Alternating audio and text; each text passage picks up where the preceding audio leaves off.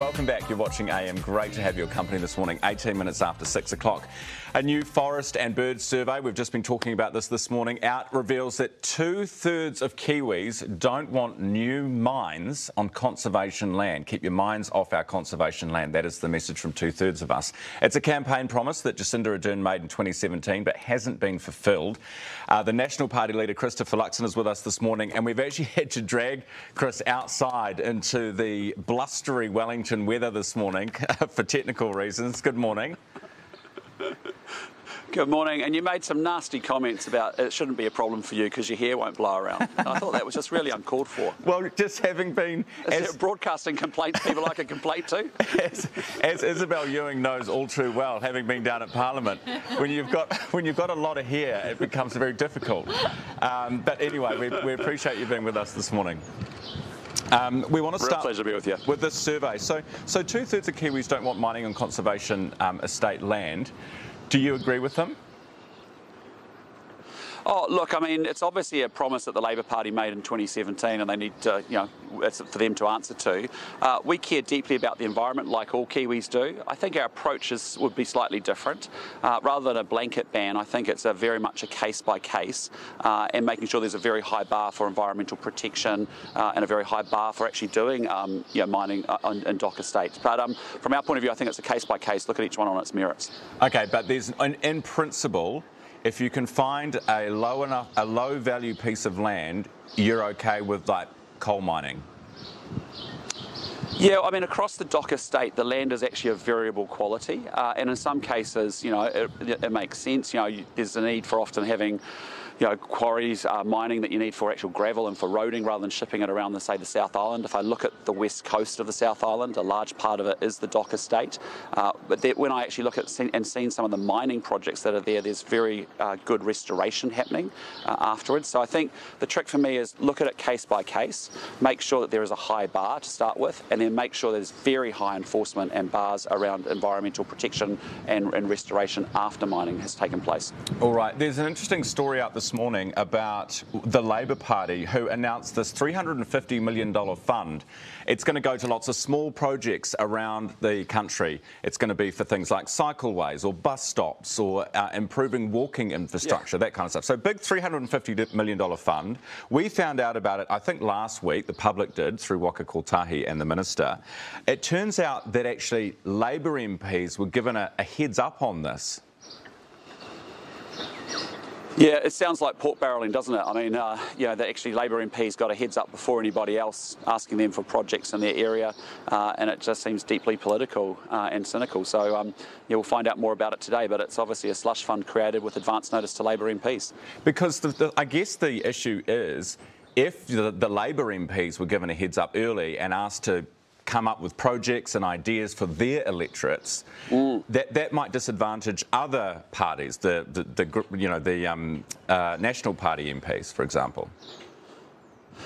Well, look, I think in New Zealand we've always kept it in the national interest, and I think that's a really worrying development if actually it's about pork barrelling and about politics, that actually you get projects happening in Labor seats and you actually get Labor MPs being consulted before anything else. So it doesn't smell right and it doesn't feel right, and I hope it's not true, but it obviously looks like it has happened, and that's not good. So apparently Nanaia Mahuta has written a letter to you about privatising water assets, this after the whole shambles that has been the entrenchment clause. Are you going to give us a promise this morning? Because this is, obviously the angle that the government is going to take with you guys. Will you give us a promise this morning, no privatisation, no asset sales under National of water assets or any other state-owned assets? No privatisation. We've been crystal clear about that from day one. This is a political stunt that's actually backfired on the government. To be honest, Ryan, there's no need for us to respond or say that, because we've said from day one there will be no privatisation. We want these assets returned and to stay in local ownership and control.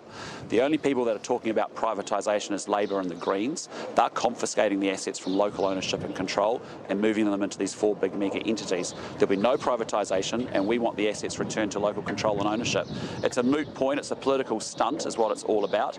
We've said from day one, no privatisation, return the assets to local control. But I mean, the whole thing's turning into a bad rendition of sort of Yeah, will you extend that promise that you're making about no privatisation? Will you extend that to all state-owned enterprises? Will you extend that to, Kiwibank? Will you say that under a Chris Luxon National Party, we won't sell an inch of anything?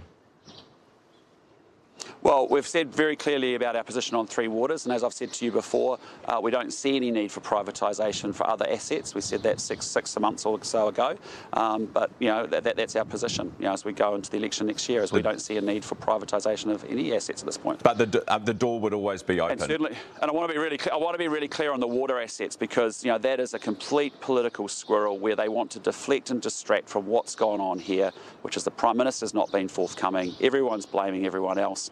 It's turning into a bad rendition of, Shaggy's "It wasn't me," to be honest. Everyone's pointing the finger, at each other and just saying, I had nothing to do with it, I didn't know about it, and that's what they're trying to deflect and distract with these privatisation comments about it. We've been clear, day one, we're not interested in privatisation of these assets. We want them returned to local control and ownership. Yeah, understand that, but the door is open with any other asset, the state-owned enterprise, state-owned asset.